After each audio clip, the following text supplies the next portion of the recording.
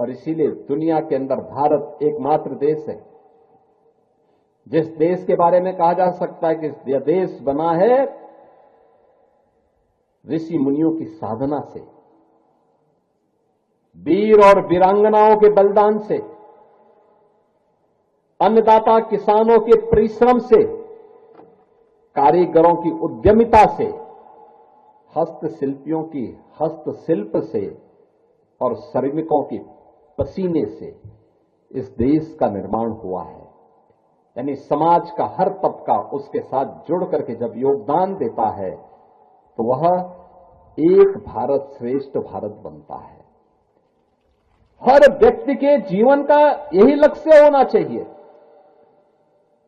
हर व्यक्ति के जीवन का यही लक्ष्य होना चाहिए कि इस एक भारत श्रेष्ठ भारत के निर्माण के लिए जो हमारे पूर्वजों की थाती है, जैसे 375 वर्षों की एक लंबी परंपरा को सजो करके पीर गंगानाथ जी महाराज ने उस परंपरा को उत्सव में बदलने का काम कर दिया।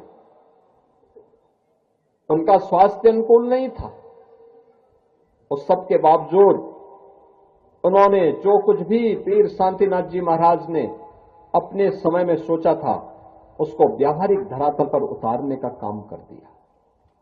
परिणाम आप सबके सामने है।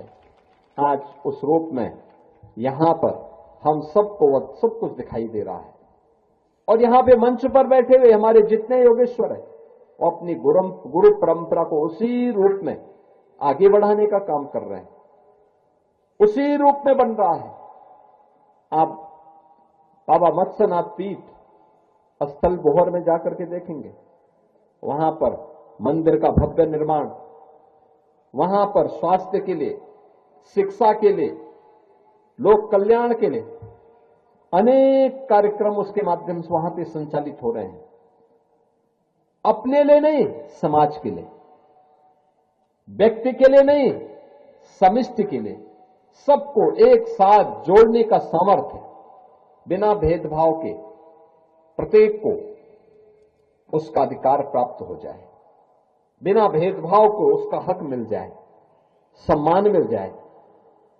आप फतेहपुर में चले जाइए, बाबा अमृतनाथ जी के पावन पीठ पे, वहां पर आध्यात्मिक वातावरण की अपनी एक अनुभूति अलग होती है।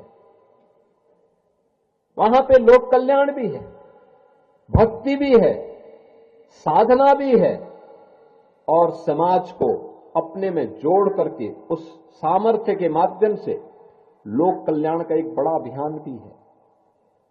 आप गोगामेड़ी में चले जाइए, आपको ये सब काम देखने को मिलेंगे। यानी हम सबका दायित्व क्या बनता है, हम भी इस परंपरा को आगे बढ़ाने में अपनी ओर से कुछ प्रयास प्रारंभ करें।